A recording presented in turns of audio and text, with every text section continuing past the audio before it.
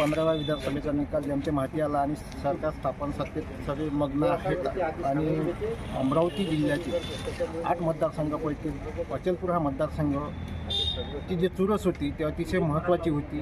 त्यामध्ये धडाकेबाज जे आमदार होते बच्चू कडू ते पराभूत झालेले आहेत। त्याच विषयी आपल्यासोबत बोलण्याकरिता तालुका प्रहार गजानन भुगुल आहेत, त्यांच्याशी आपण बातचीत करूया। मला सांगा, तुमचा पराभव जे झाला त्याबद्दल आपण काय? हा बच्चूचा पराभव नसून हा सामान्य जनतेचा पराभव आहे। अपंग, विधवा, शेतमजूर, शेतकऱ्यांसाठी त्यांनी नेहमीच विधान भवनात आपल्या आक्रमक शैलीने प्रश्न मांडले आणि इतकं असूनसुद्धा जनतेने त्यांना निवडून दिलं नाही। हा भाऊचा पराभव नसून जनतेचा पराभव आहे आणि त्याचे परिणाम त्यांना आता दिसतीलच। हा जो निकाल लागलेला आहे एकतर्फी, हा तुम्हाला मान्य आहे का? नाही, बिलकुल नाही। हा एकतर्फी निकाल लागलेला आहे। यामध्ये खूप संशयास्पद बाबी आहे। जसं आता पूर्ण महाराष्ट्रामध्ये ज्या पद्धतीनं निकाल लागला, चांगले चांगले दिग्गज नेते पडले, त्यामुळे हा निकाल तर महाराष्ट्रालाच मान्य नाही। अजून काही तरतूद करणार आहे का? न्यायालयाच्या मार्गाने कुठे जाणार आहेत का?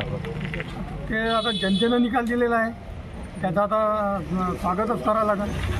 आणि प्रहार हे थांबणारी संघटना नाही। ज्या दिवसपासून भाऊ पडले त्याच दिवसपासून त्यांनी पुन्हा जोमाने कामाला सुरुवात केली। आम्हीसुद्धा कार्यकर्ते थांबणारे नाही। भाऊच्या मार्गदर्शनात आम्ही पूर्ण ताकदीनिशी त्यांच्यासोबत आहे। भाऊ 26 तारखेला रॅली काढणार आहेत EVM हटावाचं, त्याबद्दल तुम्हाला काही सांगते का?